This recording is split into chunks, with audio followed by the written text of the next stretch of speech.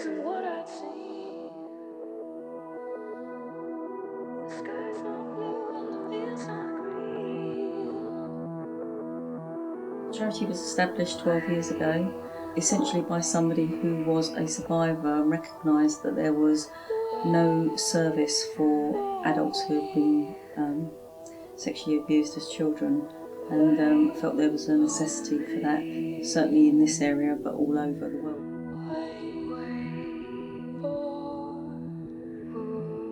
We used to run a helpline. We ran it for 18 months, and that was with funding from the Home Office and the GO Fund. So we've had to cut that, so that's very unfortunate. That was a lifeline between sessions for clients, for our own clients, and we had people ringing from Scotland, Ireland, all over the country that obviously couldn't access therapeutic services. We were always funded by the Home Office, and then last year we lost funding from them. That's had a major impact on the organisation.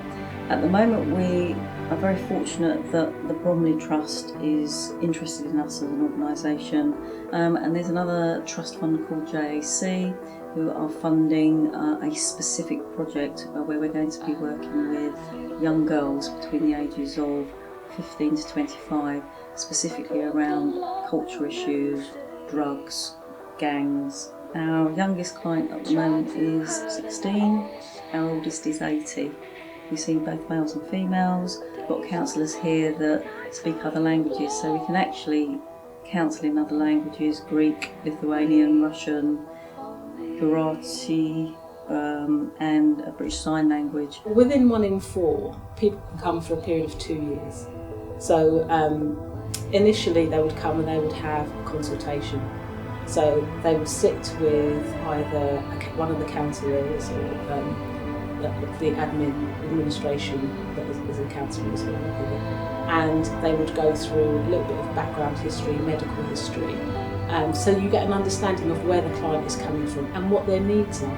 A lot of people experience they're suffering from higher levels of anxiety, depression, things like anorexia, bulimia, overeating, obesity. So many different things people are affected. Once they have been abused, it can cause so many other problems in their lives. Everyone is so different. These are 2 books that I've written for 1 in 4, and they're published by 1 in 4. And I suggested to Linda when I became involved that what I'd really like to do is to write a self-help book. I'm very mindful that survivors and clients who come into therapy, they have their hour a week if they're lucky. And then they don't actually have much support for the rest of the week. And I felt that if we could do a self-help book that they could utilise during the week, that actually would be a source of comfort.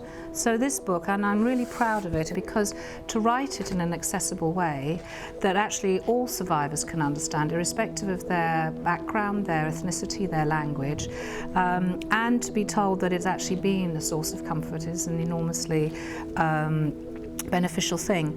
Following on from that, we decided to look at sexual abuse in faith communities, and this then prompted the writing of this book, The Spirit Within. And in many respects it's a companion volume, but here the emphasis is on abuse by not just priests within the Christian faith and tradition, but across all faiths.